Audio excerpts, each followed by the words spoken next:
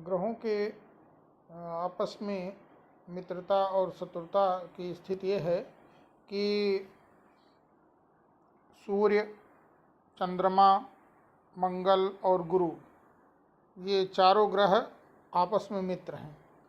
और शुक्र, शनि, राहु, केतु, ये 4 ग्रह आपस में मित्र हैं। तो ये ग्रहों के 2 प्रकार के, एक तरह से यूथ कह लीजिए, यूथ हैं। और ये 4 ग्रह अपने यूथ में आपसी मित्रता मानते हैं और एक दूसरे के संबंध में इनका अच्छा प्रभाव रहता है। बुध एक ऐसा ग्रह है, इन दोनों गुटों से अलग ऐसा ग्रह है जो सभी ग्रहों से मित्रता रखता है, किसी से शत्रुता नहीं रखता। इसके अतिरिक्त अगर हम देखें तो शत्रुता मानने वाले ग्रहों में कहीं कहीं मान्यता आती है कि जो ग्रह शत्रुता रखने वाले हैं लेकिन फलादेश में उनके अच्छे परिणाम आते हैं। भृगु संहिता ये कहती है कि ग्रहों के दृष्टि को ध्यान में रख करके ही फलादेश किया जाता है। उसका भाव, उसको पर देखने वाले ग्रह का स्वरूप कैसा है। स्त्री, पुरुष, बालक सभी पर ये नियम लागू होता है। पुरुष के कुंडली में जो 7वें स्थान का जो भाग है वो स्त्री के लिए होता है, उसकी पत्नी के लिए होता है।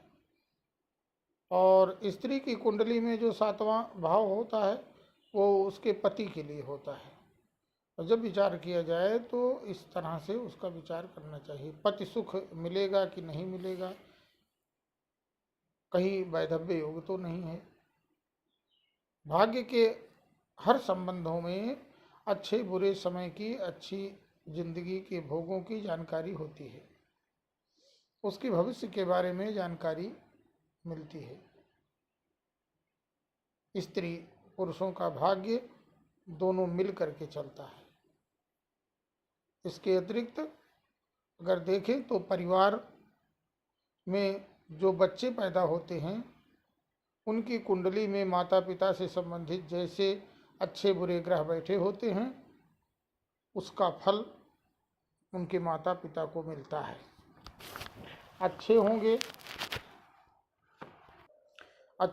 तो अच्छा फल मिलेगा, बुरे होंगे तो बुरा फल मिलेगा। कोई लड़की अगर घर में पैदा हुई है तो जब तक उसका विवाह नहीं हो जाता तब तक उसके ग्रह नक्षत्र उसके माता पिता पर, उसके परिवार पर असर डालते हैं। और विवाह होने के पश्चात फिर वह लड़की जब अपने ससुराल में जाती है तब वो सारे ग्रहों का जो योग होता है उसके ससुराल पक्ष के लिए काम करने लगता है।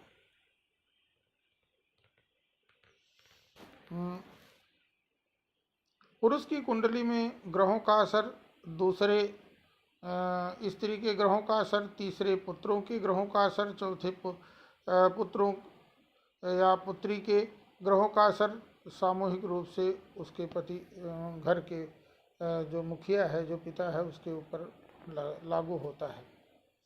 अब देखते हैं कि सूर्य का क्या प्रभाव है। इसको अगली वीडियो में मैं देखूंगा। आप इसे देखें, सुनें और समझें, फिर आगे बताते हैं। जय श्री कृष्ण।